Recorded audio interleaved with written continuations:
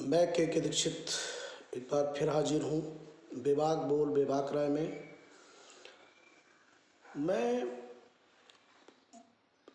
आज के मंच में मोदी जी से सीधा मेरा सवाल है कि बंगाल चुनाव आप हार गए,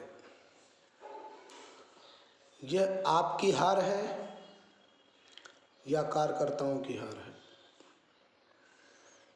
क्योंकि मैंने देखा है, इन 7 सालों में अनुभव किया है कि जहाँ पर आपकी जीत होती है आपकी पार्टी की, वहाँ पर सीधे ये कहा जाता है कि यह मोदी की जीत है, और जहाँ पर आपकी हार हो जाती है वहाँ पर यह कह दिया जाता है कि वहाँ के कार्यकर्ताओं ने अच्छे से काम नहीं किया इसलिए हार हो गई, या ठीकरा किसी और के ऊपर फोड़ दिया जाता है। तो मैं ये जानना चाहता हूँ कि ये हार किसकी है, आपकी है या कार्यकर्ताओं की है? मेरे हिसाब से जब आप किसी भी छोटे से राज्य पर अपना सब कुछ लगा देते हैं, अपनी पूरी प्रतिष्ठा दांव पर लगा देते हैं, तो निश्चित ये हार भी आपकी है। और इस हार को आप स्वीकार करिए, आपको स्वीकार करना चाहिए। और इससे अगर आप कुछ सीख लें तो बेहतर होगा, क्योंकि जब व्यक्ति सत्ता में बैठा होता है उसको कुछ दिखाई और सुनाई नहीं देता, क्योंकि वो सत्ता की कुर्सी ही इतनी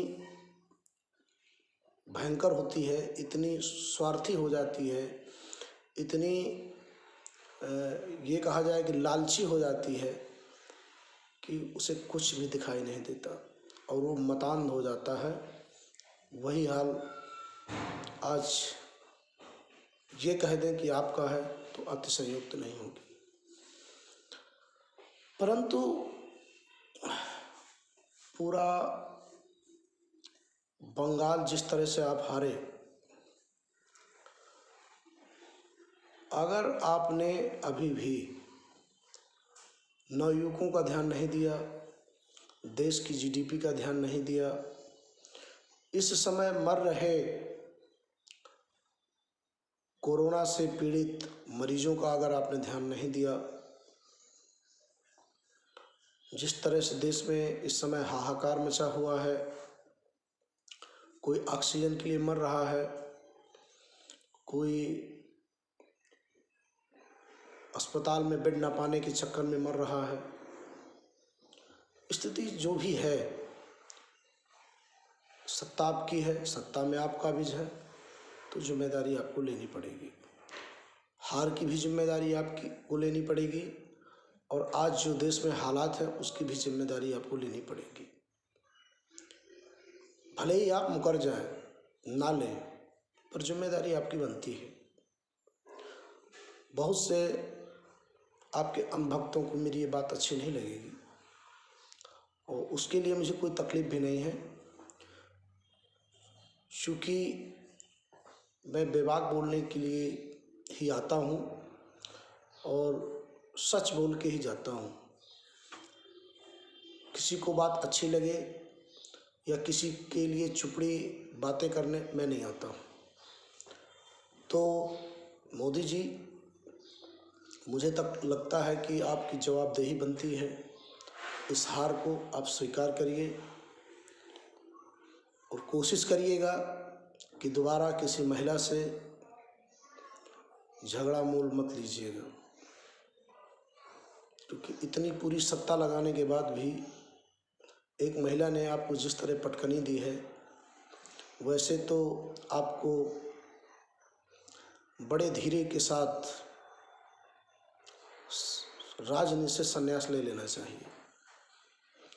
दाढ़ी आपने बढ़ा ही लिया है, दाढ़ी आपकी संत जैसी लग भी रही है,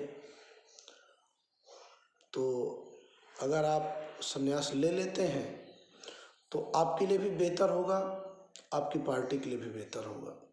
कोई नया चेहरा आएगा, फिर हो सकता है उसके लिए जनता कुछ सहानुभूति रखे और उस व्यक्ति के साथ जनता पुनः खड़ी हो जाए। आपने ही कहा था कि 60 साल के बाद किसी को पद नहीं देना है। बहुत सारे अपने पद आपने पार्टी के वयोवृद्धों को किनारे भी कर दिया है। तो अगर आप अपने आप को भी बंगाल के हार के बाद नैतिक तौर से अगर आप अपने को राजनीति से बाहर कर लें तो बेहतर होगा, अच्छा होगा, आपके लिए भी अच्छा होगा। क्योंकि वही हाल है कि जब एक घर का मुखिया का कोई ना सुने और जब वो निढाल हो जाए तो अच्छा है कि वो संन्यास ले ले। इसी में उसकी भी इज्जत है और परिवार की भी ठीक है। तो मैं तो आपको यही कहूँगा कि आप धीरे से वो जो आपने कहा था कि मैं झोली उठाऊंगा और चला जाऊंगा, अब चले जाइए। सलाह है मेरी, नहीं जाएंगे, जनता है, आप जानते हैं कि जनता भगाना जानती है। देखिए कांग्रेस की हालत आप देख लीजिए, देश में कितनी तरह से भगाया है